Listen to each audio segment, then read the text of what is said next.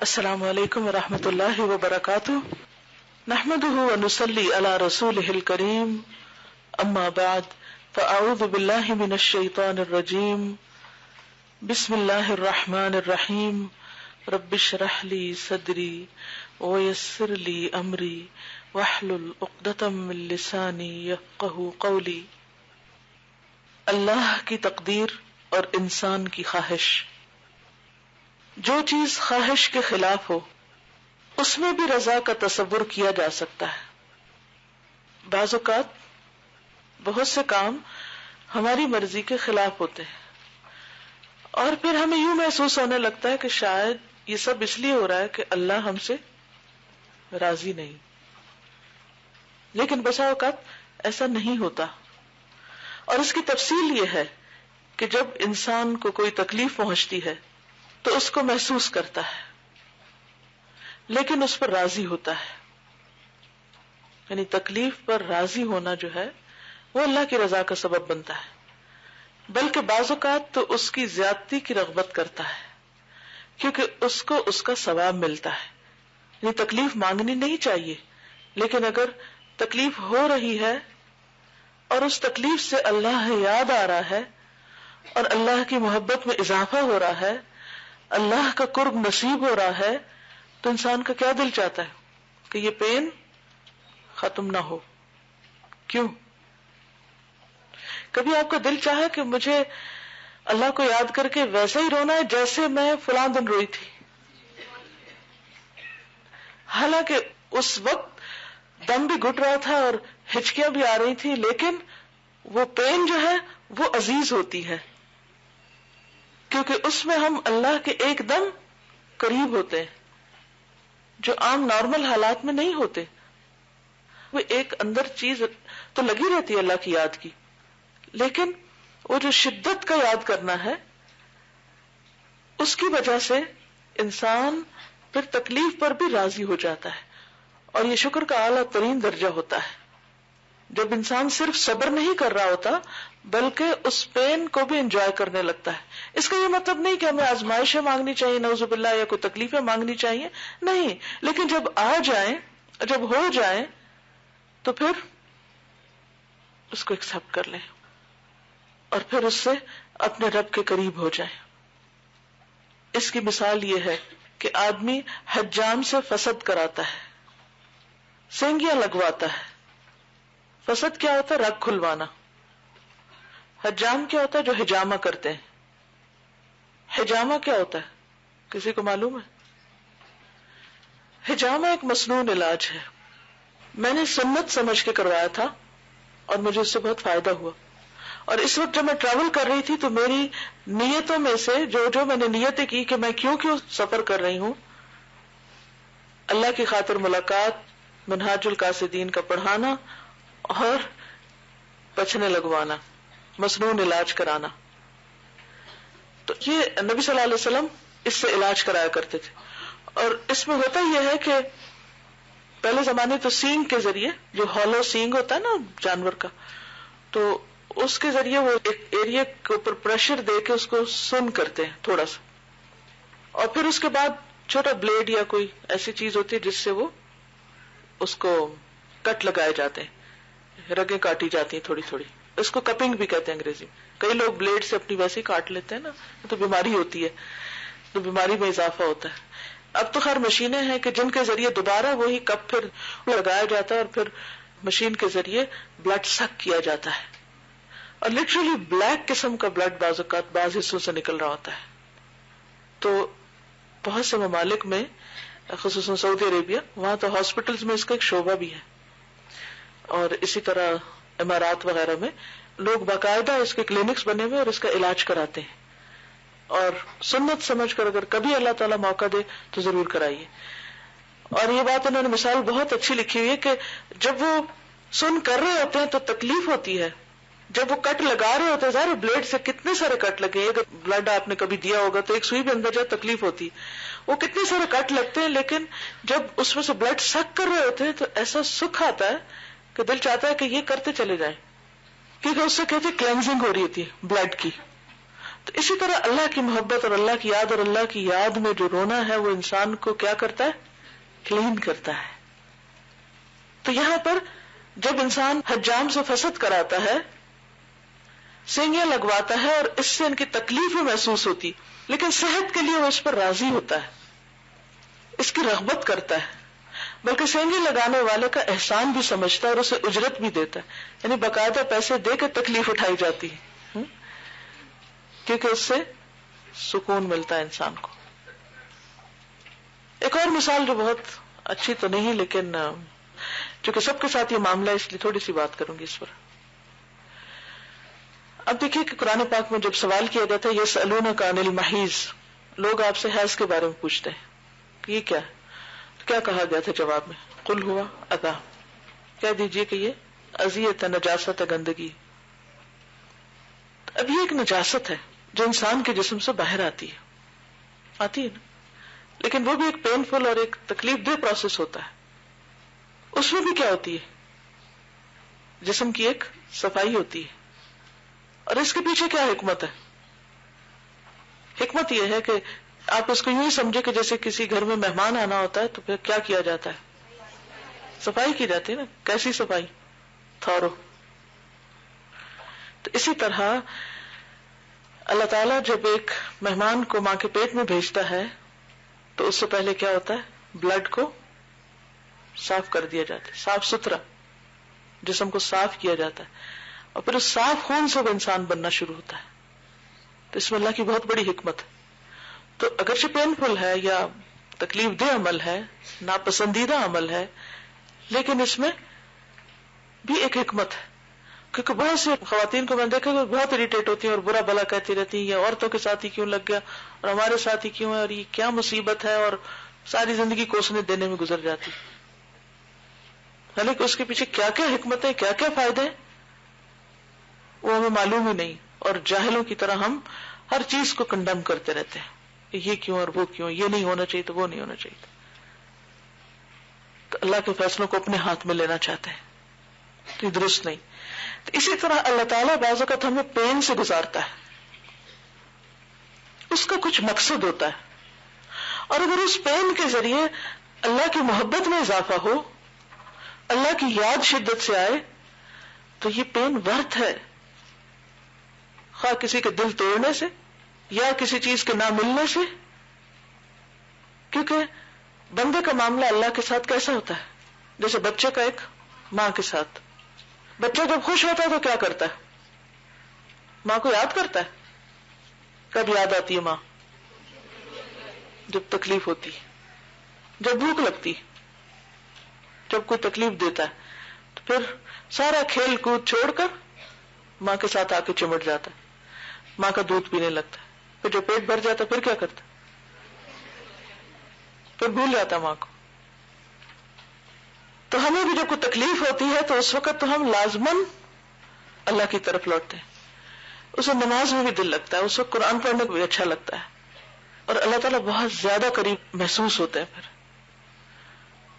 تو جتنی بھی تکلیفیں ہوتی ہیں ان کا کوئی مقصد ہے، کوئی پرپز ان کے پیچھے، یہ ایسے ہی نہیں لگا دی گئی. کوئی بھی تڑپ آپ کو اللہ نے دی تو ایسے نہیں دی. یہ الگ بات ہے کہ ہمیں حکمت سمجھ نہ آئے، لیکن پر شور یہ بات یاد رکھے کہ اگر آپ کا رخ صحیح ہے تو ہر ایسا تجربہ آپ کو اللہ کے اور قریب کر دے گا، زیادہ قریب کر دے گا، پہلے سے زیادہ پاس لے آئے گا. اور پھر ایک وقت آتا ہے کہ اللہ تعالیٰ کا انسان شکر ادا کر، یا اللہ تیرا شکر تو نے مجھے اس تجربے سے گزروایا، کیونکہ میں ان حکمتوں کو اس ایکسپیرئنس کے بغیر سمجھ ہی نہیں سکتا تھا. ہم میں سے ہر شخص کی زندگی میں ایسے ایسے امتحانات گزرے ہوتے ہیں کہ جب ہم اس امتحان میں تھے یا اس پین میں تھے تو بہت ناگوار تھی، لیکن بعد میں جب حکمت کھل گئی، پیپر آؤٹ ہو گیا، رزلٹ پتہ چل گیا کہ یہ تھی وجہ، تو پھر کیا ہوتا ہے؟ پھر ہم خوش بھی ہو رہے ہوتے ہیں، لیکن وہ تو وقت گزر گیا نا جب ہمیں ضبط کرنا تھا. تو آئندہ کے لیے سبق کیا سیکھ لینا چاہیے؟ کوئی بھی چیز جب سامنے آئے تو دل کی حالت کا جائزہ لیں اور اس کا مقصد سمجھنے کی کوشش کریں. اور پھر ایک وقت دنیا میں بھی ایسا آئے گا کہ آپ کے لیے خوشی اور غم برابر ہو جائے گا. خوشی کا ملنا اور غم کا ملنا ایکول ٹھہرے گا، کیونکہ دونوں ہی راستے ہیں کس کے پاس جانے کے؟ اللہ کے پاس جانے کے۔ یہی حال اس مسافر کا ہے جو منافع کی طلب میں سفر کرتا ہے، بزنس کے لیے ٹرپ لگاتا ہے، وہ سفر کی مشقت اٹھاتا ہے، لیکن سفر کے نتیجے کے خیال سے اسے پسند کرتا ہے اور اس پر خوش ہوتا ہے۔ تو خیر کوئی دنیاوی فائدے کا حریص ہو یا کسی اور فائدے کا، مثلا آپ کسی کی ملاقات کے لیے جا رہے تو بعضوں کا سفر بہت تکلیف دہ ہوتا ہے نا، لیکن وہ تکلیف کیسے لگ رہی ہوتی، اس تکلیف میں بھی آپ خوش ہو رہے ہوتے۔ کسی نے مکہ کا سفر کیا، حج کیا ہوگا، عمرہ کیا ہوگا، آسان سفر ہے، چلے آپ کہیں گے نہیں کیا مشکل ہے، جو نہیں گئے وہ تو کہیں گے کیا مشکل ہے، کوئی مشکل نہیں، جہاز کا مزے سے سفر کرو اور سواری کرو۔ اور اب تو سفر ہی نہیں رہا، جہاز میں تو چند گھنٹے میں انسان وہ دیکھو صحابہ کرام جو اتنی دور سے اتنے 8 دنوں میں پہنچے تھے، بالکل ٹھیک ہے، لیکن جو ہی آپ ایئرپورٹ پہ اترتے ہیں سب پتہ چل جاتا ہے کہ سفر کس کو کہتے ہیں، اور پھر جب بسوں کی لائنیں کھڑی ہوتی ہیں انتظار میں سب پتہ چلتا ہے۔ اب اس وقت وہ سارا سفر کس کا ہوتا ہے؟ شوق کا سفر۔ اس وقت آپ کا دھیان سفر کی مشقتوں پہ نہیں ہوتا، کس چیز پہ ہوتا ہے؟ کیوں، کس خوشی سے آپ یہ سب برداشت کریں؟ کس نے کہا تھا اس مشقت میں پڑے؟ وہ جو آپ دیکھنے والے ہیں، وہ جہاں آپ پہنچنے والے ہیں۔ اور لٹرلی بعض اوقات تو ایسے ہوتا ہے کہ انسان تھک کے اتنا ایگزاسٹ ہو چکا ہوتا ہے کہ جب وہاں پہنچتا تو جذبات ہی مر چکے ہوتے ہیں، اس وقت رونا بھی نہیں آتا، آنسو بھی خشک ہوئے پڑے ہوتے ہیں۔ اس بات سے بھی ہمیں ڈرنا چاہیے کہ ساری زندگی بھی ہم اللہ سے ملاقات کے شوق میں روتے ہیں نا، کہیں ایسا نہ ہو کہ حشر کے دن کی سختیاں اور وہاں کی تھکاوٹیں اس ملاقات تک پہنچنے میں کہیں وہاں جا کے اتنے نہ تھک جائیں کہ جب انجوائے کرنے کا وقت آئے تو نہ کر سکے۔ کیونکہ کچھ کام ایسے ہیں کہ جن کے کرنے سے انسان اس دن بہت تھکے گا، خواہ وہ جنت میں جائے آخر میں۔ یاد ہے کچھ کوئی حدیث؟ جو لوگ اپنے مال کی زکوٰۃ نہیں دیتے ان کے ساتھ کیا ہوگا؟ یا مال غنیمت میں خیانت کرتے تو وہ حشر کے سارے عرصے میں تکلیف میں مبتلا ہوں گے، سونے کو آگ میں تپا کے ان کے جسم کو داغا جائے گا، اور اسی طرح گائے بھینس ہر ایک کی تفصیلی حدیث ہے، ایک ایک چیز کو اس میں مینشن کیا گیا۔ اور پھر آخر میں حدیث کیا آتا ہے؟ اما سبیلہ الی النار او الی الجنہ، یا تو اس کو آگ کی راہ دکھائی جائے گی جب اس کے اعمال تولے جا چکے ہوں گے، یا پھر جنت کا راستہ دکھایا جائے گا، وہاں پہنچا دیا جائے گا۔ لیکن حشر کے دن مسلسل مصیبت میں ہوگا۔ تو ایسے سارے کام جو آپ کے کرنے کے ہیں کر ڈالیں، بھلے آپ کو آخر اینڈ آف دا ڈے اللہ کا دیدار نصیب ہو، ایسا نہ اتنے تھک چکے ہو کہ لوگ دیدار کی لذت سے محظوظ ہو رہے ہوں اور آپ اپنی تھکاوٹ سے آنکھیں بند کر رہے ہوں۔ یہی حال اس مسافر کا ہے جو منافع کی طلب میں سفر کرتا ہے۔ وہ سفر کی مشقت اٹھاتا ہے لیکن سفر کے نتیجے کے خیال سے اسے پسند کرتا ہے اور اس پر خوش ہوتا ہے۔ یہی حال ہر اس آدمی کا ہے جسے اللہ کی طرف سے کوئی مصیبت پہنچتی ہے تو اسے یقین ہوتا ہے کہ جتنا اس سے گیا ہے اس سے بدرجہ زیادہ مل جائے گا۔ اس کو انڈر لائن کریں، اس میں اتنی ہوپ ہے اس سینٹنس میں۔ یہی حال ہر اس آدمی کا ہے جسے اللہ کی طرف سے کوئی مصیبت پہنچتی ہے تو اسے یقین ہوتا ہے کہ جتنا اس سے گیا ہے اس سے بدرجہ زیادہ مل جائے گا۔ اللہ تعالیٰ اس کے بعد ایسے مواقع لائیں گے کہ اس سے بھی زیادہ دیں گے، اور وہ اس پر رضامند ہو جاتا ہے، اللہ کا شکر ادا کرتا ہے۔ بلکہ یہ بھی ہو سکتا ہے کہ اس سے محبت غالب آ جائے، کیونکہ محبوب کی مراد میں محب کو لذت ملتی ہے اور محبت کی زیادتی کی وجہ سے تکلیف کا احساس نہیں ہوتا۔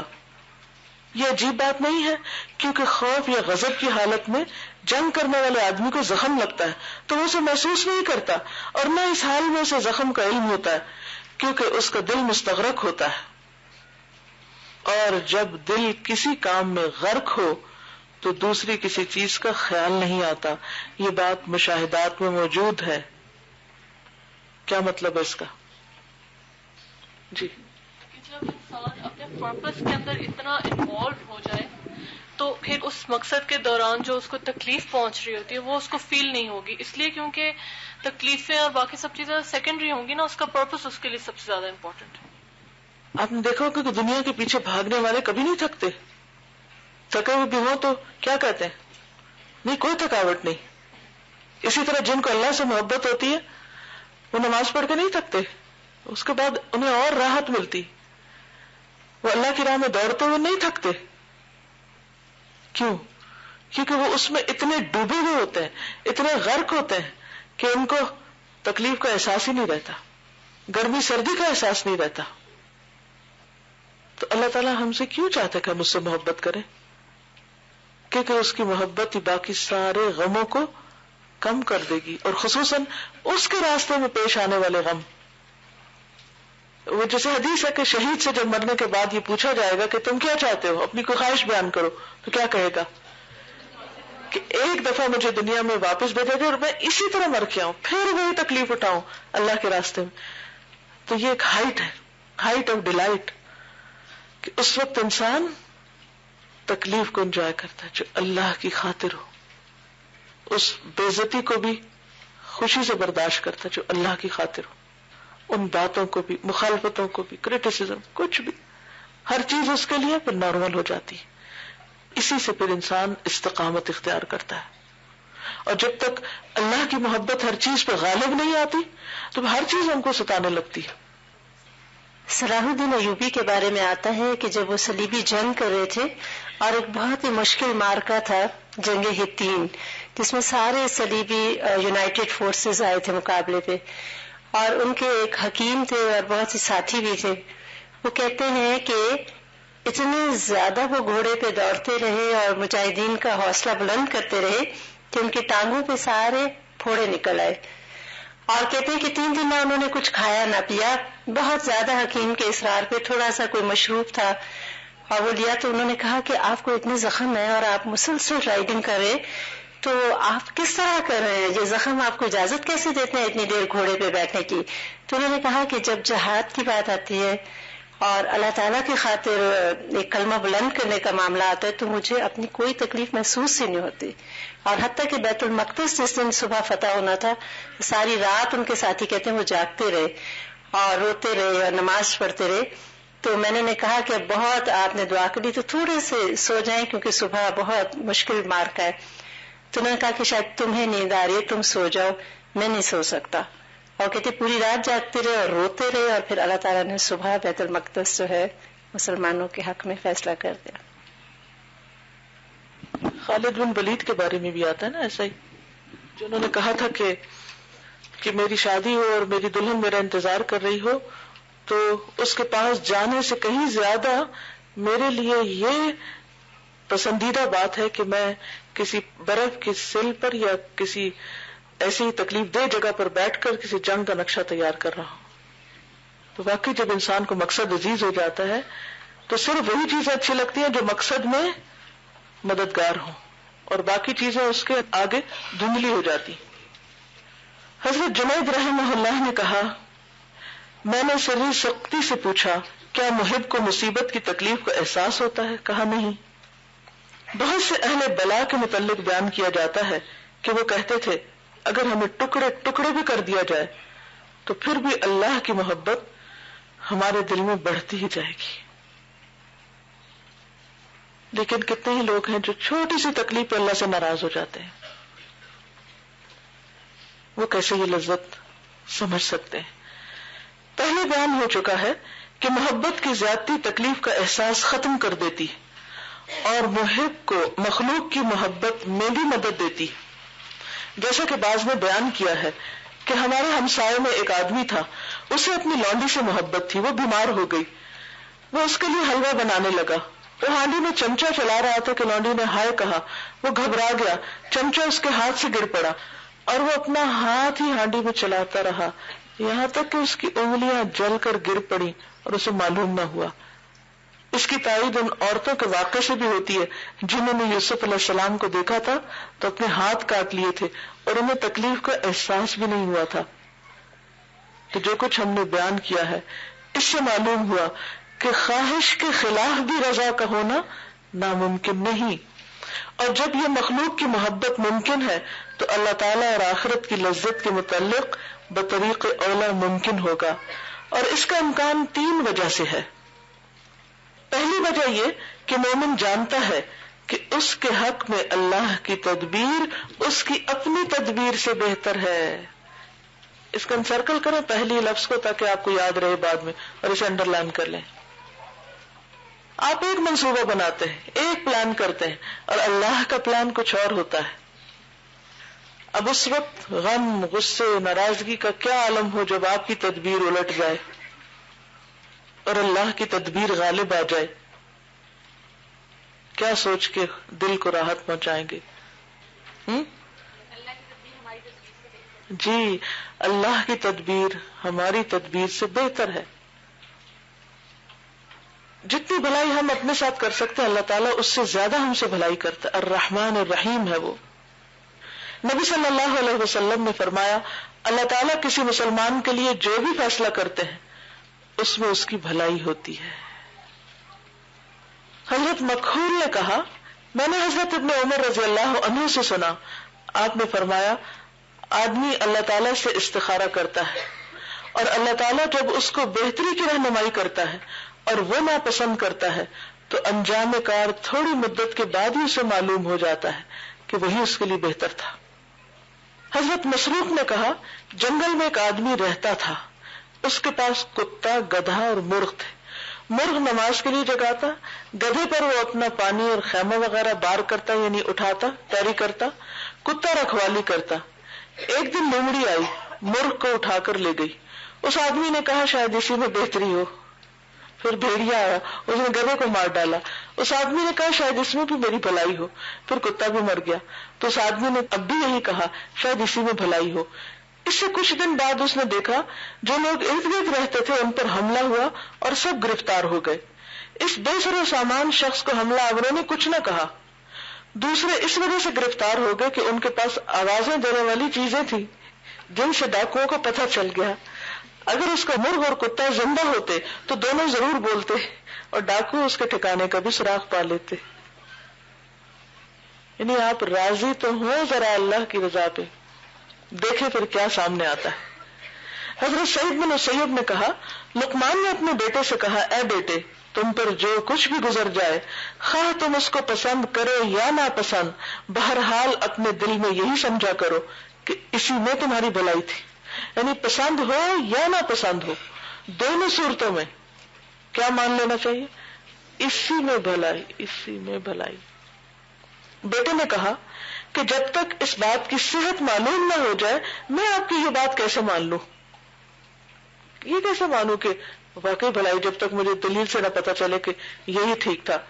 تو لقمان نے کہا چلو اس زمانے کے پیغمبر کے پاس چلتے ہیں، وہ میری اس بات کی تصدیق کریں گے۔ بیٹے نے کہا ٹھیک ہے چلتے ہیں۔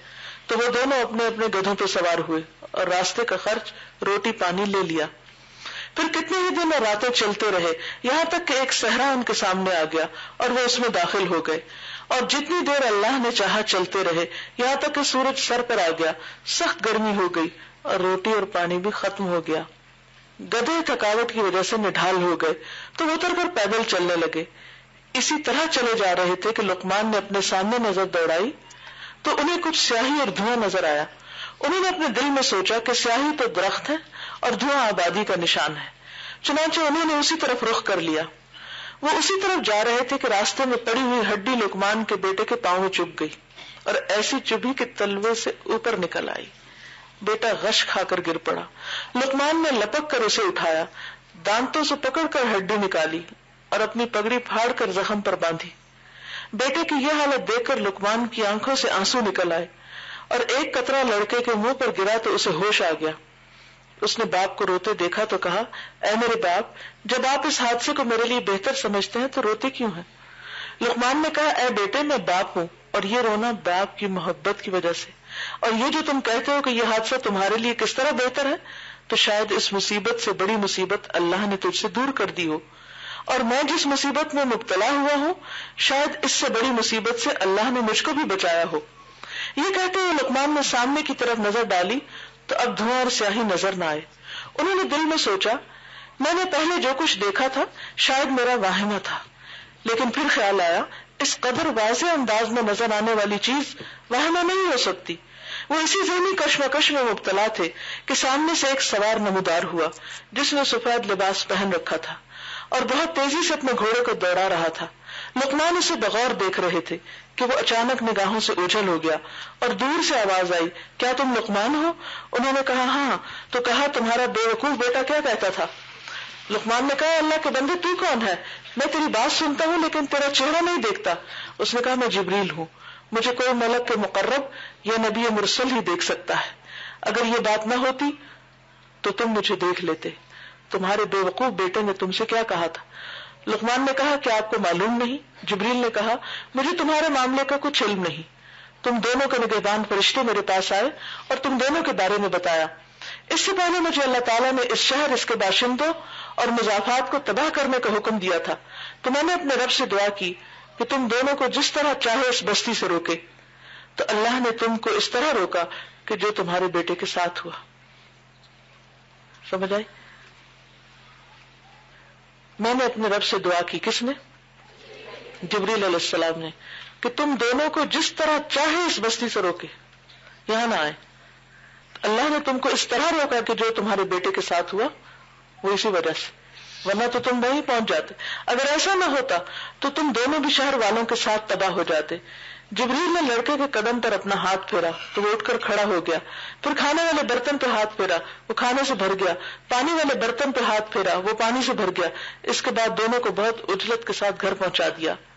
دوسری وجہ یہ کہ تکلیف پر راضی ہونا اس امید کی وجہ سے ہوتا ہے کہ اس کے بدلے بہت اجر ملے گا. جیسا کہ پہلے گزر چکا, تندرستی کی امید میں آدمی فسد کھلوانے, سینگی لگوانے اور کڑوی کسالی دوائیں استعمال کرنے پر رضامند ہو جاتا ہے. تیسری وجہ رضا کی, یعنی اللہ کی طرف سے آئی تکلیفوں پر راضی ہونے کی یہ وجہ ہے کہ وہ محبوب کی مراد سمجھ کر اس پر راضی ہوتا ہے کہ جس سے میں محبت کرتا ہوں اس کی رضا اس میں ہے, اور جس میں محبوب کی رضا ہو وہ اس کے نزدیک سب سے زیادہ لذیذ چیز ہوتی ہے, اگرچہ اس میں اس کی جان بھی چلی جائے. جیسا کہ بعض نے کہا ہے جو زخم تمہارا کوئی مرض دور کر دے اس کی کوئی تکلیف نہیں ہے. جس زخم سے مرض دور ہو اس سے کوئی تکلیف نہیں. پہلے بیان ہو چکا ہے کہ محبت کا غلبہ ایسا ہوتا ہے کہ تکلیف کا احساس نہیں رہتا, اور جو اس کیفیت کو نہ پائے اس سے اس کا انکار نہیں کرنا چاہیے.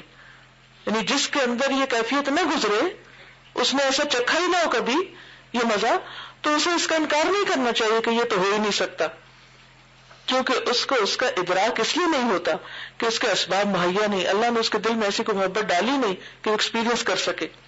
اور وہ ہے محبت کی افراد. یعنی کچھ لوگوں کے دل میں اللہ بہت زیادہ محبت ڈالتا ہے نا. کچھ لوگ نارمل ہوتے ہیں, ہر حال میں کوئی بھی چیز دیکھے کچھ بھی دے ڈونٹ کیئر, کوئی چیز ان کے لیے اہم نہیں ہوتی, لیکن کچھ لوگوں کے لیے بہت اہم ہوتی.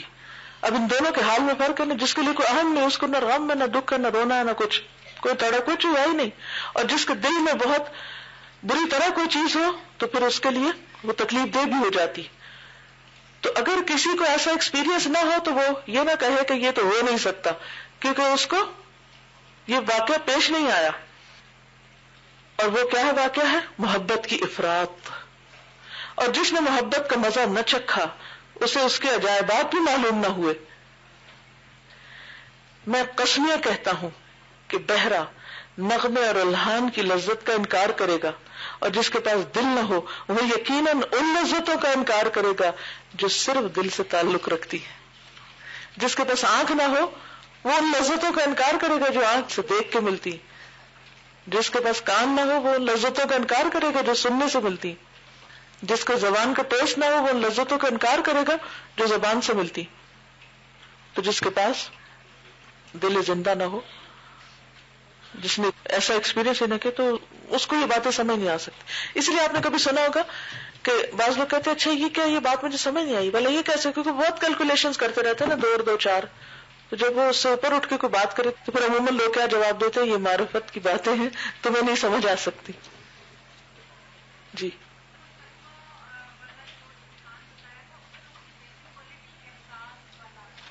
تقویٰ کا تعلق دل سے ہے نا, اور تقویٰ اللہ کی محبت اور خوف کا نام ہے. تو جب اللہ کی محبت ہوگی تو دل کے جو دروازے ہیں وہ کھل جاتے ہیں, پھر قرآن اندر سمجھ آنے لگتا ہے. پھر وہ دل میں اترتا ہے تو جذب ہونے لگتا ہے، پھر سوچ بدلتی ہے، عمل بدلتا ہے. اللہ کا شکر ہے اللہ تعالیٰ نے دل کو کسی پردے میں رکھا. خیر یہ اللہ کا شکر ہے جس نے دل کو پردے میں رکھا ہوا ہے. اور آپ کو پتہ دل کے اندر پھر پردے ہیں. جی استاذہ مجھے ایسا فیل ہوتا ہے کہ جیسے دنیاوی جو محبوب ہوتے ہیں نا، وہ مشکل اور ایسی آزمائشوں کے وقت میں آپ کے اس طرح سے کام نہیں آ سکتے جو اللہ تعالیٰ کام آتے ہیں، اور دنیا کے محبوب جو ہوتے ہیں ان سے تکلیف ہی ملتی ہے. یہ واحد ایسی محبت ہے جس میں دکھ نہیں ملتا، سکون ملتا. تکلیف بھی خوشی میں بدل جاتی. بالکل. اور استاذہ جیسے تکلیف جب آتی ہے تو جس طرح اللہ کی طرف سے آئی ہوئی آزمائش میں اللہ تعالیٰ آپ کو ڈھانپتے ہیں. میں نے تو یہ پریکٹیکلی فیل کی ہے چیز کہ جس طرح اللہ تعالیٰ تکلیف میں آپ کو ڈھانپتے ہیں، آپ کو سنبھالتے ہیں، ویسے پوری دنیا کا سہارا نہیں دے سکتا. بالکل سب کمزور ہے نا. وہ جو بیت العنکبوت کی بات ہے، اصل میں توحید کو ہم اس اینگل سے دیکھتے ہی نہیں. ہم سمجھتے ہیں پتھر کے بت اور ایک طرف اللہ تعالیٰ، تو ہم ان کو نہیں مانتے، ان کو مانتے تو یہ توحید ہے. دس از دا کانسیپٹ، یہ ہمارے دلوں میں ہے بس توحید کا. جبکہ محبت کے اس کانسیپٹ کو ذرا آپ قرآن کو کہیں سے بھی کھول کے پڑھیں اور توحید کی آیتوں کو پڑھیں، پھر آپ دیکھیں کس قدر انجوائے کریں گے. جی بالکل ہو ہی نہیں سکتا. بالکل لیس کمثلہ شیء. جیسے اس میں قائم کی ان کے بیٹے کو جو لاگی تھی جو تو بعد میں انہیں فائدہ نظر آیا. ہمارے ساتھ بھی ریل رات میں ایسا ہی ہوتا ہے کہ بعض اوقات ہمیں کوئی ایسی تکلیف ہوتی ہے اس کو ہم برداشت کرنا بہت مشکل ہوتا ہے، لیکن اسی تکلیف کے بعد میں بہت سے فائدے نظر آتے ہیں. بالکل پھر بعد میں تم ریئلائز کر لیتے ہیں کہ یہ تھا مقصد، لیکن جب تک مقصد پردے میں چھپا ہوا ہے تو وہ ایک ایک دن گزارنا مشکل ہوتا ہے. جی آپ. تمام احساسات اور سینسز جو ہیں یہ ہمارے دیکھنا سننا سبھی ضروری ہیں، لیکن ان سب سے بڑھ کے جو ہے وہ دل کا احساس، یہ والا سینس جو ہے سب سے زیادہ اہم ہے. اوکے السلام علیکم ورحمۃ اللہ وبرکاتہ. سبحانک اللہم وبحمدک نشہد ان لا الہ الا انت نستغفرک ونتوب الیک.